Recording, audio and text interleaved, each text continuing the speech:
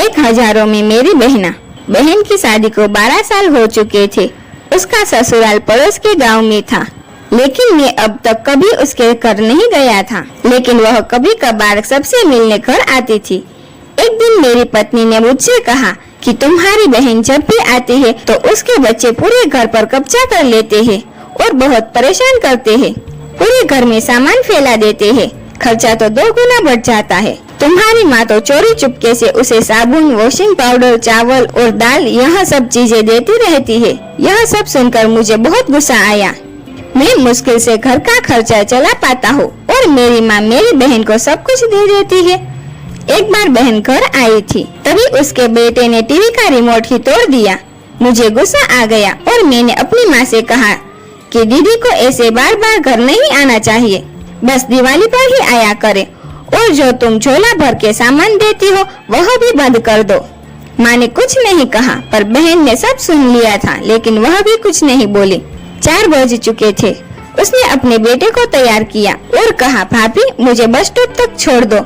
मैंने ऐसे ही झूठ-मूठ दीदी को बोला, जा रही हो दीदी, कुछ दिन और रुक जाती। उसने मुस्कुराते हुए कहा, अरे नहीं, बच्चों की छुट्टियां खत्म हो रही है, हमें जाना चाहिए अब। एक दिन हम दोनों भाइयों के बीच जमीन का बंटवारा होने वाला था। तभी दीदी भी आई थी, लेकिन मैंने उनसे सीधे कह दिया कि मैं अपने हिस्से से कुछ नहीं दूंगा। माँ ने कहा कि बेटी का भी अधिकार होता है, लेकिन मैंने उसे चिल्लाकर कहा कि मैं उसे कुछ नहीं दूंगा। दीदी सामने बैठी थी, पर कुछ नहीं बोल रही थी। अलग होने के कुछ दिनों बाद मेरे बड़े बेटे को टीबी की बीमारी हो गई। मेरे पास उसके इलाज के लिए बिल्कुल पैसे नहीं थे। मैं बहुत तनाव में था। ऐसे ही एक दिन मेरी बहन घर आई और मेरे पास बैठ गई। उसने अपना हाथ मेरे सिर पर फेरा और कहा कि तुम तनाव में हो क्या? मैं तुम्हारी बड़ी बहन हूँ, मैंने तुम्हें बचपन से पाला है, तुम्हें जानती हूँ मैं, और तुम मुझसे भी ज्यादा बड़े दिखते हो। उसने अपने हाथों से सोने की चिड़िया निकाली और मेरे हाथों में दे दी। उसने कहा, तुम पागल हो, तुम ऐसे ही टेंशन ले रहे हो, यह चिड़िया लो और अपने बच्चे का इलाज करो। वह धीरे से बोली, चूड़ी के बारे में किसी को मत बताना, तुम्हें मेरी कसम है। उसने फिर से अपना हाथ मेरे सिर पर फेर दिया। उसने मुझे 1000 रुपए दिए। उसने 50 और 100 के नोट थे, शायद उसने बचत करके जमा किए होंगे। यह पैसे जेब में रखते हुए बोली कि बच्चों को जो चाहिए ले लो और इस तरह टेंशन लेकर मत बैठो। चलो मुझे अभी जाना है। बच्चे स्कूल गए थे, इसीलिए सोचा जल्दी जाकर भाई को मिलकर आऊं, इसीलिए आ गई। तभी मेरा ध्यान दीदी के पैरों पर गया।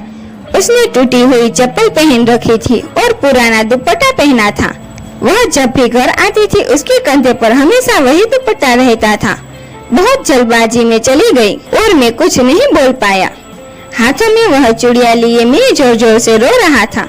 हम भाई कितने स्वार्थी होते हैं ना, पल भर में बहन को पराया कर देते हैं और बहनें अपने भाई का जरा सा भी दर्द बर्दाश्त नहीं कर पाती। उसके घर में वह कई समस्याओं का सामना करती है। दोस्तों, हमें थोड़ा समय देकर और अपनी बहन से हालचाल पूछना चाहिए। बस एक पल के लिए मुस्कुराएंगे, इतना काफी है। उन्हें हमसे और कुछ नहीं चाहिए, उन्हें हमसे और कुछ नहीं चाहिए होता है। यह सच है। किसी ने कहा है कि एक बहन दूसरी माँ होती है। हेलो दोस्तों, अगर आपको हमारी ये स्टोरी अच्छी लगी हो तो लाइक करें, शेयर करें और सब्सक्राइब करें। Thank you.